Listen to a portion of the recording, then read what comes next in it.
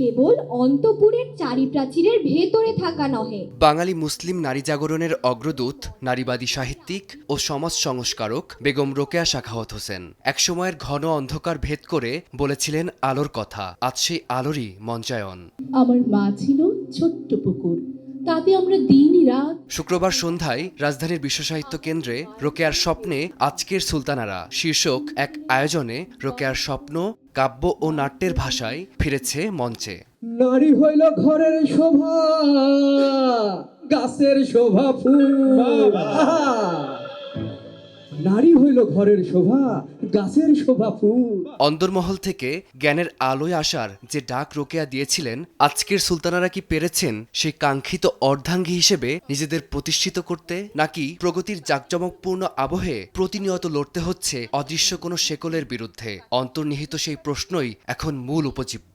বেগম রোকেয়ার স্বপ্নের যে সুলতানারা, তারা যেটা আজ উপস্থাপন করেছেন, শিশু বাচ্চারা যারা বেড়ে উঠছে তারা মননে এই মেসেজটা ধারণ করবে। আমরা কতটুকু গ্রহণ করব, আসলে কি এটা আমি মানছি কিনা, এখানে ভালো লাগছে, আমি হাততালি দিচ্ছি।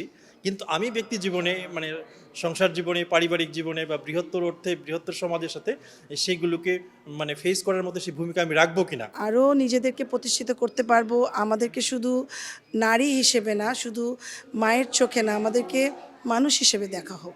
কিন্তু রোকেয়ার অদম্য স্পৃহাকে পুনর্নির্মাণের প্রশ্নে নারীর বর্তমান অবস্থান এবং অধিকার আদায়ের সেই অমীমাংসিত লড়াইয়ের গল্পই তুলে ধরেছেন নার্গিস সুলতানা। আমরা এখনো দাসত্ব থেকে মুক্ত না, আমরা এখনো অসুরক্ষিত। কেন? মানসিকভাবে যদি উন্নয়ন না হয় তাহলে সে জাতি কখনোই মাথা উঁচু করে দাঁড়াতে পারে না। একটা সিদ্ধান্ত গ্রহণের ক্ষেত্রে তার স্বাধীনতা নেই। কেন? কারণ মানসিকভাবে নারীর উন্নয়ন হয়নি। নারী পয়সা কামাই করছে, পুরুষের সাথে সমান তালে কামাই করছে, নারীর অর্থনৈতিক মুক্তি হয়েছে অনেক ক্ষেত্রে, কিন্তু তারপরেও এসে সে পুরুষতান্ত্রিক সমাজে প্রথার কারণে দায়িত্ব গ্রহণ করতে পারছে না।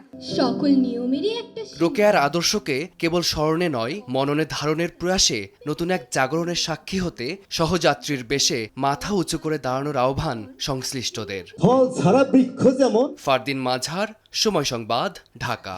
কিন্তু আমি আশা করি একদিন আমি আমার মেয়েকে খুঁজে পাবো।